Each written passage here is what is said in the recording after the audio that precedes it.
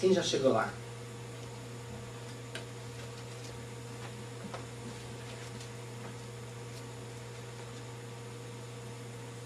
Já chegaram lá, né? Amém?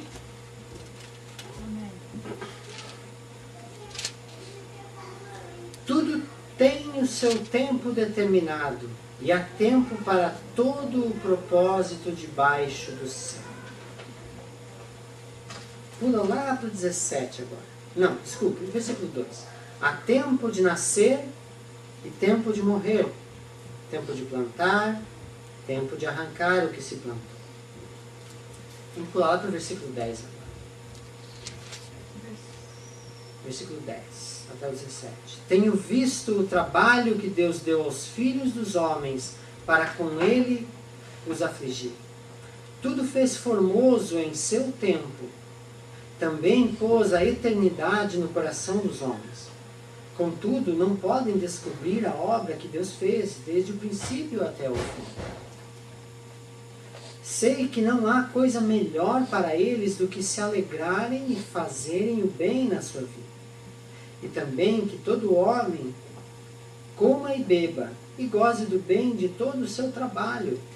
E isto é um dom de Deus. Sei que tudo o que Deus faz durará eternamente. Não se lhe deve acrescentar e nada se lhe deve tirar. Isso faz Deus para que haja temor diante dele. O que é, já foi, e o que há de ser também já foi. E Deus pede conta do que passou. Vi mais debaixo do sol. No lugar do juízo, impiedade. No lugar da justiça, impiedade ainda. Eu disse no meu coração, Deus julgará o justo e o ímpio, pois há um tempo para todo o intento e para toda obra. Amém? Senhor Deus Todo-Poderoso, é um privilégio para nós termos a Tua Palavra. Sabemos, Senhor, que muitos nesse mundo não têm o privilégio que nós temos. Que saibamos, Senhor Deus, valorizar e honrar a Tua Palavra nessa noite, a Tua presença que aqui está, do Teu Espírito Santo, e possamos então concentrarmos em tudo aquilo que Tu vai nos comunicar nessa noite.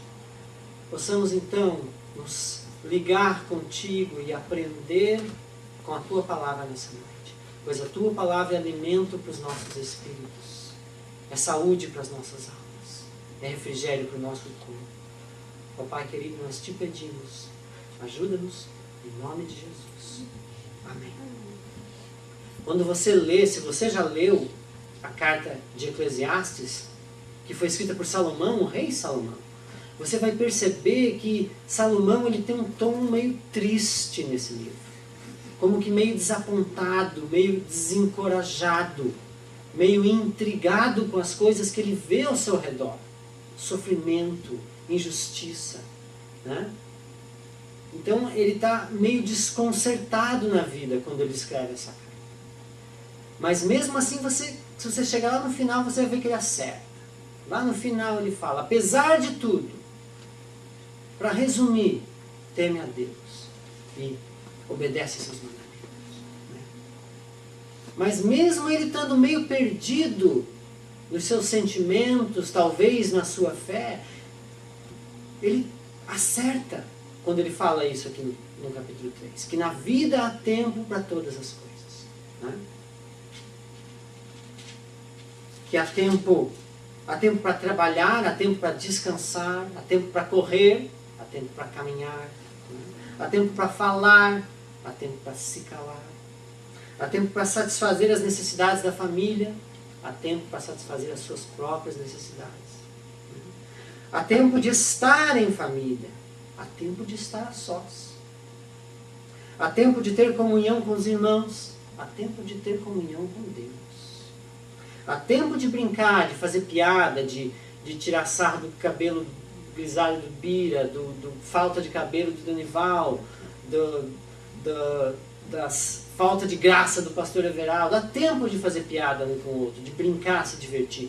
Agora há tempo de sentar e falar de coisas sérias, de coisas importantes. Há tempo para tudo na vida. Foi isso que Salomão percebeu olhando para o mundo. que há tempo, que há oportunidade para todas essas coisas e que há um tempo determinado também. No sentido de que as coisas estão, de certa forma, programadas. Como ele fala aqui no versículo 2, há tempo de nascer, mas também está programado que nós vamos morrer. Então isso é seguro, vai acontecer. E há tempo para toda obra, todo propósito debaixo do sol, Salomão fala. Que nós temos esse tempo para executarmos as coisas que nos agradam e que precisam ser feitas. Porém, há um tempo para cada uma dessas coisas. E é isso que Salomão percebe, é isso que Salomão nos ensina nesse texto. O próprio Deus nos ensinou isso, na verdade. Deus é muito organizado. Quando você olha para a palavra dele, você vai perceber que Deus é extremamente organizado. Né? E nós começamos a entender isso da parte de Deus lá no começo das Escrituras. Então, abra sua Bíblia, volte um pouquinho lá para Gênesis, capítulo 2.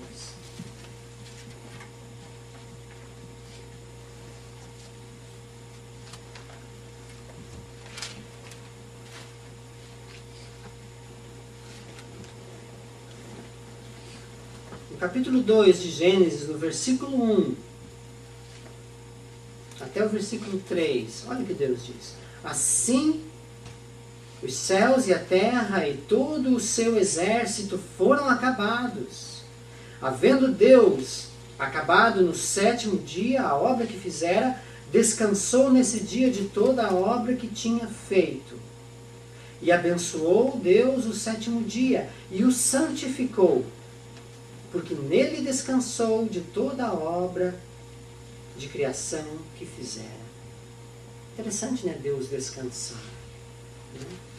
Deus trabalhou e Deus descansou. Então nós percebemos que do próprio Deus nós recebemos esse ensinamento que Salomão foi identificar lá na frente. Né? Que há tempo de trabalhar, mas há tempo de descansar também.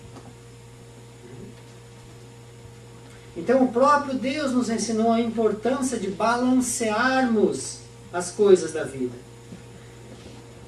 Que a vida impõe responsabilidades e que oferece prazeres, satisfação, felicidade, mas que cada coisa tem o seu lugar e que uma não pode tomar o lugar da outra. Né?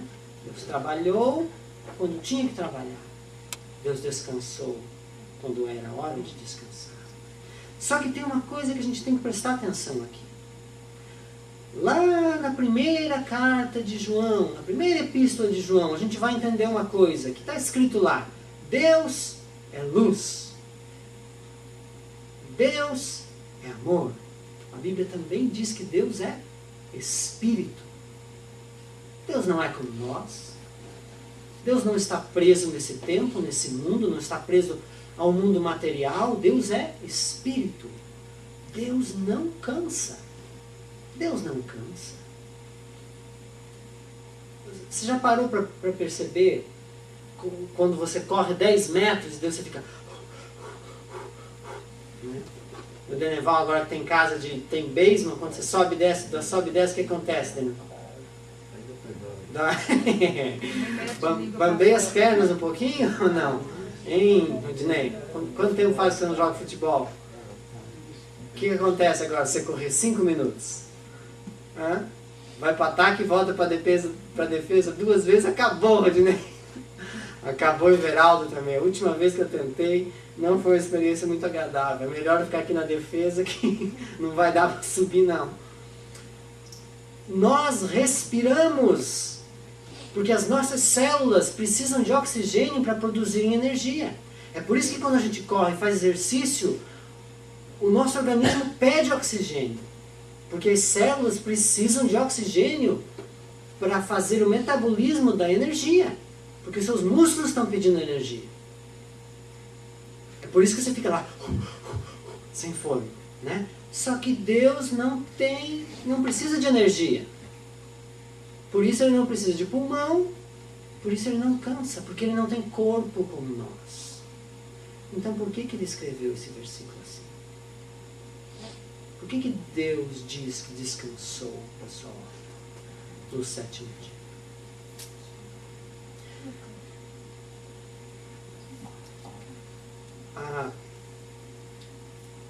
Há uma linguagem, quando a gente estuda teologia, há um termo que a gente usa para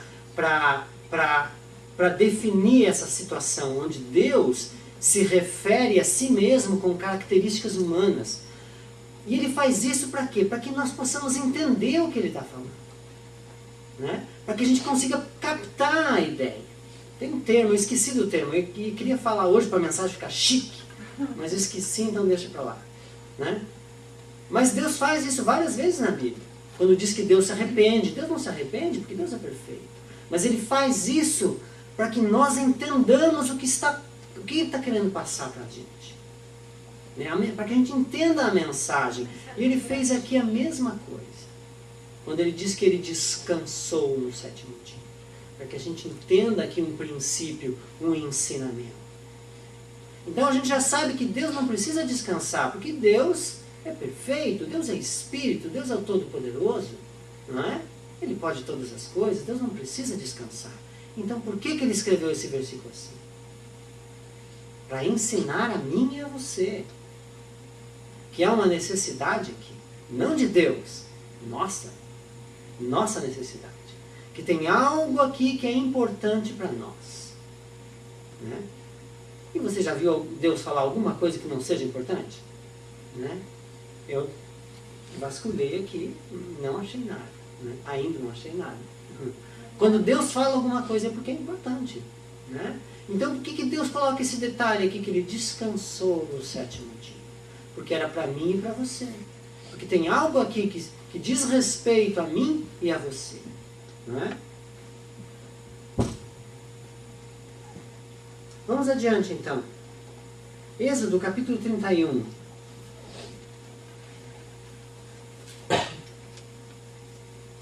Êxodo capítulo 31, versículo 12.